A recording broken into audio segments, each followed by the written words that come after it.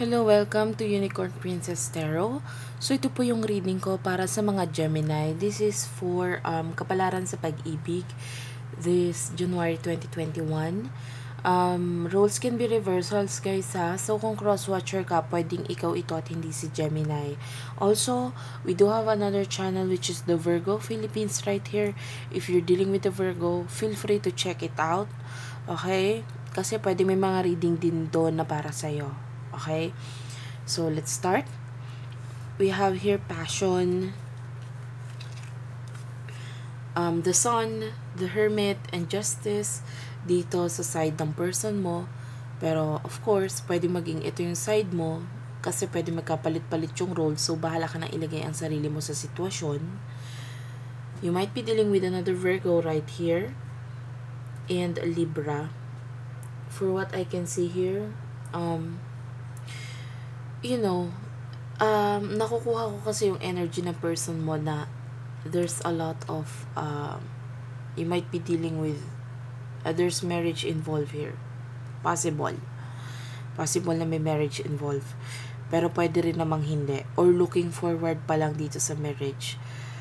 And there's a lot of happiness, there's a lot of love pagdating sa side ng person mo.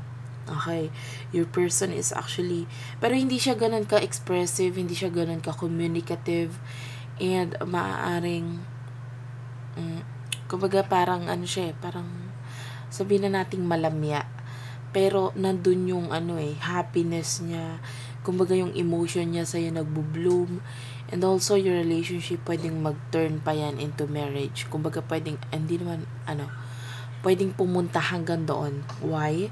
Because there's a lot of passion na nakikita ko dito sa person na ito. Okay? Pero, the problem is, we have here worth waiting for. Medyo may problem lang sa side mo. Kasi I feel like with the 7 of Cups, 10 of Pentacles, the Magician, we have here Taurus, Virgo, Capricorn, Cancer, Scorpio, Pisces. I don't know, it feels like you're waiting for something or someone, or maaaring hindi ka pa handa dito sa side na to. Or, yung connection nyo might be, you're waiting for someone to express. We have your love call. So, maaaring naghihintay ka pa ng someone na mag-i-express sa'yo ng love. Or kung hindi man, maaaring you're still dating someone. You're in this energy na parang you want someone new, you're dating someone, and parang gusto mo ng iba naman na experience, but you're not saying this with the Magician right here. Hindi mo sinasabi, or wala ka pa doon. So, kumbaga, maaaring ipinakikita mo na ganito, ganyan, pero deep inside, you knew na hindi ka pa satisfied. Nandun yung hindi ka pa satisfied. And we have your 10 of Pentacles, 7 of Cups. You might be thinking about your goals, your, for some of you, pwedeng nag-iisip ka rin kung i-end mo ba ito. And we have your 7 of Cups. Pero, more like, may gusto ka pang gawin sa buhay mo, wishes mo, ganyan, dreams mo. Mas nandun yung focus mo. Okay? And we have here, we have your mask dito sa side ng person mo, and love call. Yeah, you might still be thinking of someone na magi-express ng love sa'yo. Pwede rin naman na yung person na ito na in thinking, or gusto mong malaman ano ba talagang, you might be waiting for this someone na sabihin sa'yo kung ano ba talaga yung nararamdaman niya, because we have your mask na nakikita ko nga, hindi siya ganun ka-communicative, hindi siya ganun ka-open pagdating sa feelings niya or sa emotions niya. Okay? Okay. For some of you, yung love call has something to do with you waiting for someone's call. Kung hindi man dito galing sa person nito, maaaring someone that you are dating or someone new. Okay? Kasi nga, for some of you, parang nag-iisip ka na parang i-end yung relationship. Kasi we have here at the bottom of the deck, love yourself first, and then religious factor. Okay? Ang problema kasi dito, although medyo malalim na yung pinagsamahan nyo, or medyo kumbaga pwede, for some of you pwedeng engage ka na nga dito sa person na to or kaya papunta na talaga doon. Kaya lang maaaring meron kayong mga pagkakaiba, okay, na kumbaga mas lalong nakakaapekto. You might be dealing with a Taurus na pagkakaiba dito pagdating sa paniniwala, or kung hindi man sa paniniwala pwedeng sa religion, race, okay, kung hindi man doon maaaring on how you handle things, how you take care of yourself, parang ganon. And ikaw naman, on the other hand, you're loving yourself, like right here, kumbaga yung energy mo is like parang gusto mo muna yung ibigay ang lahat sa sarili mo ngayon. Okay? And we have here the Hanged Man, Page of Swords. And not today. For what I can feel here, mas nakukuha ko yung energy mo dito na like you're just staying in this relationship kasi you have to, parang ganon. And but you're the feeling is like you're avoiding, or merong conversation. Meron akong conversation na nakukuha dito na pinipilit mong iwasan, or hanggat maaari wag pag-usapan. Because for what I can see here, pwedeng I'm sorry to say, but I'm seeing that you're immature. Nakukuha ko yung energy mo, someone na medyo immature pa. Like I don't know, it feels like you're avoiding this person. Might be because ngayon nagalit ka, or medyo may inis ka sa kanya and you're waiting for his or her call. Pwedeng ganon. Or nakakakuha ko ng medyo may pagkasilahis dito Okay. Yeah. Medyo may energy dyan na medyo nag-iiwasan or umiiwas. Okay. And we have here 4 of Pentacles, the Phoenix, at saka Ace of Wands, Aries, Leo, Sag, Taurus, Virgo, Capricorn. Like for what I can feel here, this person wants this new beginning. Gusto niya ng new beginning The problem is, okay, sorry about that. So the problem is, like nakukuha ko yung distance between the two of you. For some of you, pwedeng may distance. Kung wala naman, kasi someone here is concentrated sa stability and gusto niyang ma-solidify etong connection or relationship between the two of you. Like, gusto niya ng marriage, gusto niya ng deeper level of commitment. But someone is not yet ready. Yun yung nakukuha ko. Like, concentrated sa sarili, sa pagbabago, ganyan, sa mga bagong nangyari dito sa buhay niya, or sa mga bagong dadating pa lang. Okay? Or for some of you, there's really someone new. Okay? Okay, so next we have engagement ring. And wait lang guys.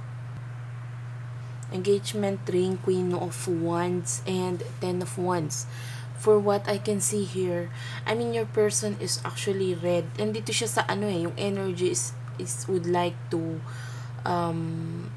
give this full or ascending, kumbaga ascending na yung energy niya Kumbaga gusto niya ng deeper level of commitment, engagement, partnership. And for some of you, if you're still not wait lang, nakalimutan ko palang buksan ng ating lights. Kumbaga yung energy ng person mo is like gusto niya ng deeper level of commitment dito. And kung wala pa naman kayong relasyon, yun nga, gusto niya ng relasyon. But with the 10 of Wands, Aries, Leo, Sag energy, like ang feeling is that meron siyang mga responsibilities at saka mga bagay na nagpapabigat sa kanya ngayon. Like, hindi niya magawa ng paraan yung, kumbaga gusto niyang alisan and gusto niya pumunta sa'yo, or kung pakikipagrelasyon ay pwedeng gano'n. Kaya lang may mga nagpapabigat sa kanya ngayon. Okay? And we have here sunglasses, 9 of Cups, Knight of Pentacles. For some of you, pwede kasi talagang may marriage involved dito. I see someone who is holding a marriage certificate. And kung wala naman, doesn't have to be, okay lang. But this person is looking, watching, stalking, you know. Sa'yo siya nakafocus eh. Nasa iyo yung focus niya. Kaya lang might be, hindi niya magawa ng paraan, or hindi siya makapunta, or napakabagal, or hindi makapagsabi ng emotion. Might be because of the situation. Yun nga, there's a marriage involved, pwedeng ganon, or may mga bagay siyang pinaglalaanan ng oras ngayon, ang panahon ngayon, time, and might be sa trabaho, sa work, ganyan. Or this is you asking for this person time, ganyan. But then I don't know, I see you someone who is so beautiful. I mean, maaaring isa pa ito eh. Kasi ang daming umaaligid dito sa'yo. Okay? You are someone na medyo ang lakas ng appeal. Kumbaga, kung bakit hindi mo maibigay din yung lahat mo dito sa person nito, dahil ayaw mo muna magpakasigurado, lalo na marami namang umaaligid sa'yo, kung hindi ka nagmamadali. And we have here ascending, 4 of Swords, the Fool, 6 of Swords. For some of you, you're trying to move on, and you want to take this risk. Gusto mo magkaroon ng risk eh. You have here 4 of Swords. Like, I would like to clarify that. What is the risk all about? That's the Fool. Okay, for some of you, you are, yung energy mo is that you are in deep pain. Pwedeng may mga nasasaktan dito. Possible kasi ang third party relationship. And we have here Knight of Wands. Like, gusto mong umalis, or yeah, gusto mong umalis dito sa third party relation. Pwedeng may third party or pain, sobrang sakit. Kung walang third party, dalawa lang yan. Kung walang third party relationship, there's a lot of pain dito na nakukuha ko na gusto mong alisan. Like, may mga obstacle sa relationship nyo, or possible na there's someone new, and you want to take this risk. Gusto mong iwanan yung past, or gusto mong itry itong new na ito, but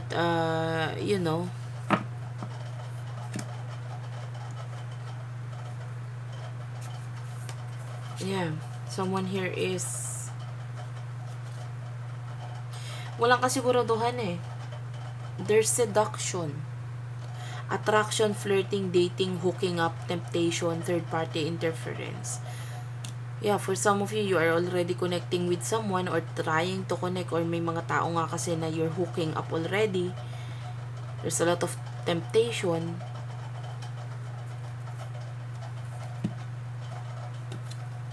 Okay? And at the middle of the reading right here, we have here, pay attention to the red flags, wedding, soulmate, let go of control issues, give your relationship a chance. For some of you, meron ng mga nakikitang sign dito. Pwedeng ikaw to, pwedeng ikaw. May nakikita ng sign dito kung bakit kailangan ng i-let go yung situation. We have here wedding, which might be this situation involves marriage. Pwedeng may marriage ditong involved. Kung wala man, pwedeng papunta na sana doon. There's soulmate energy here with the, yes, this is your soulmate right here. Pwedeng soulmate mo rin ito. But the problem is, there are issues right here na maaaring nakakapag-control or nakakapag-udlot, or sabihin na natin kung bakit nagkakaroon ng energy na dito na parang gusto nang i-end yung relationship. But then, I feel like the advice here is give your relationship a chance. Kailangan, alamin mo muna. Kasi you might be just too young dito, or nakukuha ko kasi yung energy na nasa iyo na parang gusto mong mag-try naman ng iba, like that, because their relationship is no longer working. Yun yung energy na nakukuha ko. Or for some of you, this is what you're asking. Kasi vice versa ito Pwedeng ikaw or pwedeng yung person mo dito yung may third party interference na nangyayari. Or possible na connecting na with someone new or dating, ganyan, hooking up, pwedeng ganon. Pero someone here is already doing that. Okay? And we have here the butterfly, Three of Cups, Page of Pentacles, Four of Wands, Ace of Pentacles. Like, meron ditong new beginning na nangyayari or bagong pagsisimula. And lahat ng mga nangyayari ngayon, high possibility that malagpasan yon, kung ano man yon. There's a relationship evolving.